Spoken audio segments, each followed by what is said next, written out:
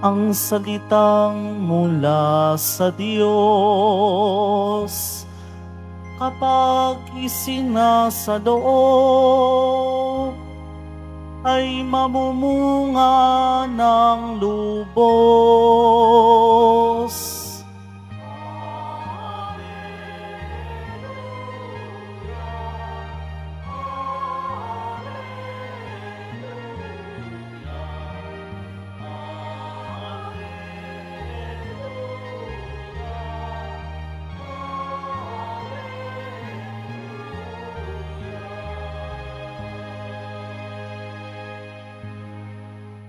Sumainyo ang Panginoon. At sumayo rin Ang mabuting balita ng Panginoon ayon kay San Mateo. papuri sa iyo, Panginoon. Noong panahong iyon, sinabi ni Jesus sa kanyang mga alagad, "Pakinggan nga ninyo ang kahulugan ng talinghagang tungkol sa maghasik. Ang mga nakikinig ng salita tungkol sa paghahari ng Diyos, ngunit hindi nakauunawa nito ay katulad ng mga binhing na hasik sa tabi ng daan. Dumarating ang masama at inaagaw ang nahasik sa kanilang puso. Inilalarawan ng binhing na hasik sa kabatuhan ang nakikinig ng salita at masayang tumatanggap nito kaagad. Ngunit hindi ito tumitimo sa puso nila, kaya't hindi sila nananatili. Pagdating ng mga kapighatian o pag-uusig dahil sa salita, agad silang nanlalamig. Inilalarawan naman ng naghasik sa dawagan ang nakikinig ng salita, ngunit naging abala sa mga bagay ukol sa mundong ito, at naging maibigin sa mga kayamanan, ano pat ang salita'y nawalan ng puwang sa kanilang mga puso, kaya't hindi makapamunga. At inilarawan ng naghasik sa matabang lupa ang mga nakikinig ng salita at nakauunawa nito. Sila'y namumunga, may tig-100, may tig-60, at may tig-30. Mga kapatid, ang mabuting balita ng Panginoon. Pinupuri ka namin, Panginoon Yesu Kristo. Magsiupo muna po ang lahat. Magandang gabi po sa inyong lahat. Pakibati nga ang katabi ng magandang gabi. Mga kapatid, ngayon ay Biyernes, araw ng ating pagpapasalamat at papuri sa ating mahal na pong Jesus Nazareno. Kaya bigyan po natin ng palakpak ang mahal na pong Jesus Nazareno.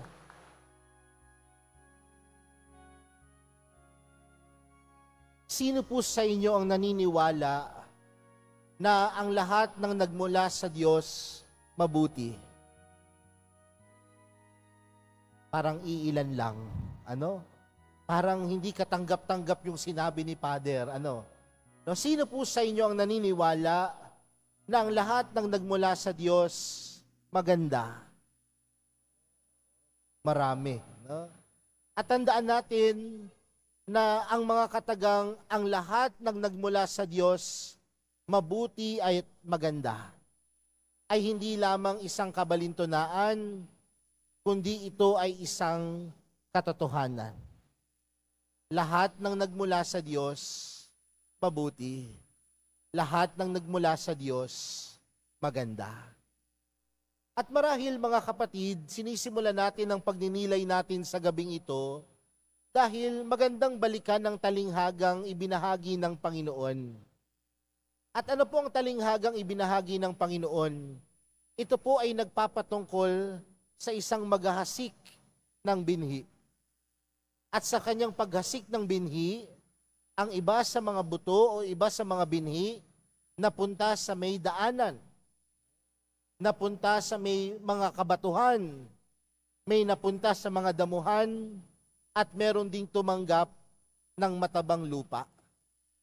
At alam natin marahil ang kwentong ito, sinasabi doon sa ating ebanghelyo na kung saan ang lahat ng binhing nahulog sa batuhan, hindi tumubo.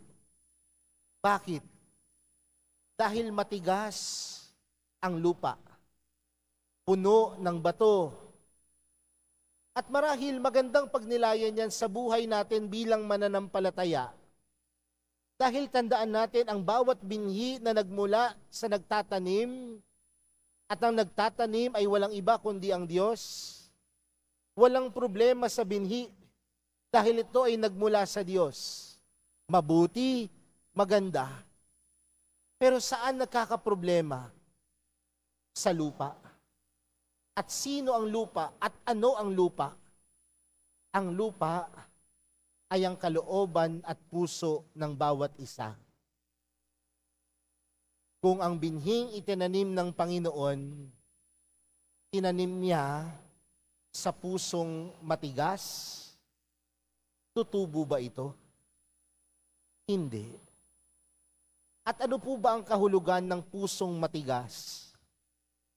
Ang pusong matigas ay ang pusong puno ng galit. Kaya nga, di ba, kapag sinabing ang tigas naman ng puso mo, ang tigas naman ng kalooban mo, dahil yung taong sinasabihan nun, puno ng sama ng loob, puno ng galit. Kaya ang binhing mabuti na nagmula sa Diyos, hindi natin tunay na matatanggap kung ang puso natin matigas. Ano ho yung pangalawang sinabi doon sa talinghaga? Ang binhing itinanim sa mabatong lugar, na kung saan ito ay tinanim at lumubog naman, naitanim naman, pero hindi ito ganun kalalim. Marami sa ating ganyan sa panahon natin ngayon, na kung saan sinasabi nating tinatanggap natin ang salita ng Diyos, tinatanggap natin ang mahal na Poong Jesus Nazareno, at dahil hindi nga ganun kalalim ang pagtanggap natin sa mga oras ng unos at pagsubok ng buhay, pinagdududahan. Nagdadalawang isip sa kakayanan ng mahal na Poong Jesus Nazareno. At ano ho yung pangatlo? Mga natanim saan? Sa madamong lupa. At sinasabi dito, ang nagasik sa dawagan ang nakikinig ng salita, ngunit naging abala sa mga bagay ukol sa mundong ito.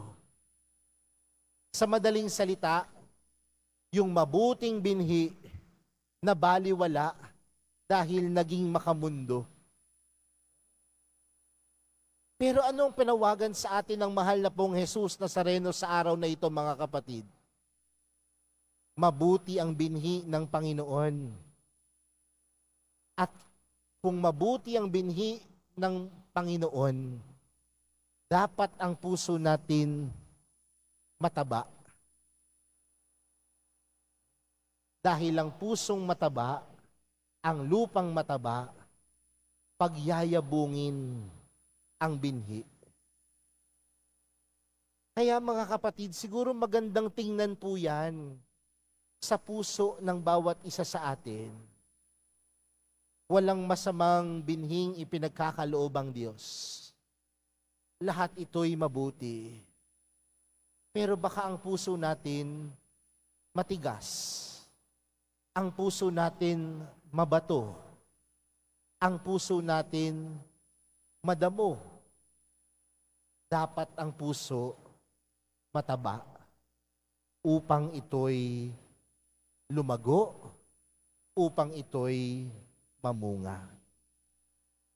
Alam niyo mga kapatid, sa araw na ito, ginugunita po natin ang mga magulang ng mahal na Birhen, si San Joaquin at si Santa Ana.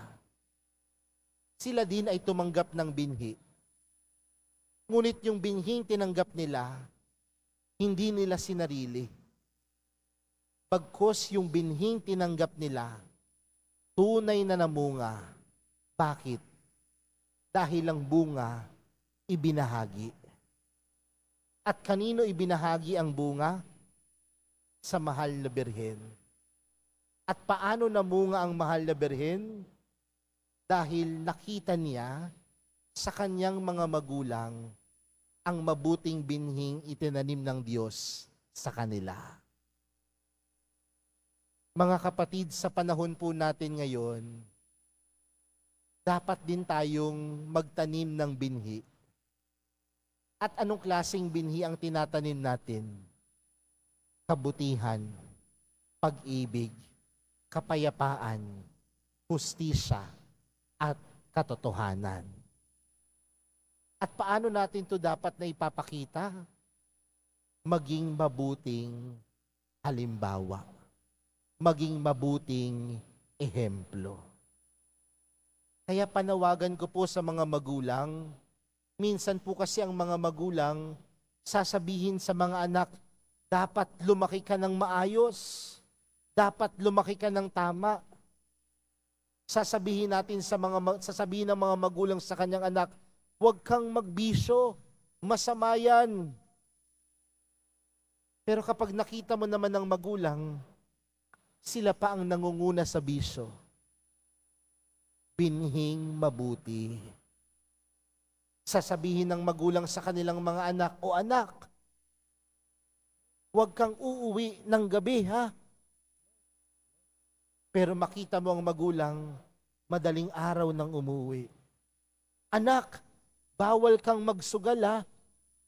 Makita mo yung nanay maghapon nagbibingo sa kanto. Yung mabuting binhi na itinatanim natin sa ating mga anak, nagmumula din sa ating kakayanan na maging mabuting ehemplo at halimbawa. Si Maria, tinaniman ng binhi ng Diyos. Pero mas namunga ang binhi na yon dahil mataba ang kanyang puso. At naging mataba ang kanyang puso dahil pinangalagaan yon ng kanyang mga magulang. Naging mabuting binhi. Naging mabuting halimbawa. Kaya mga kapatid, sa araw na ito, tingnan natin ang ating mga sarili bilang tumatanggap ng binhi. Ano ba ang puso mo?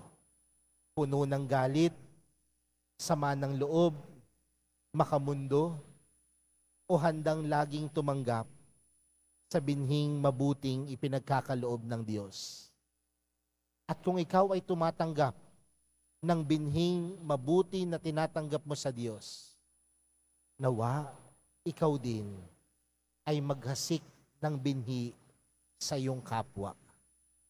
Pero nawa ang binhing iyong inawasik, mabuti din, maganda din.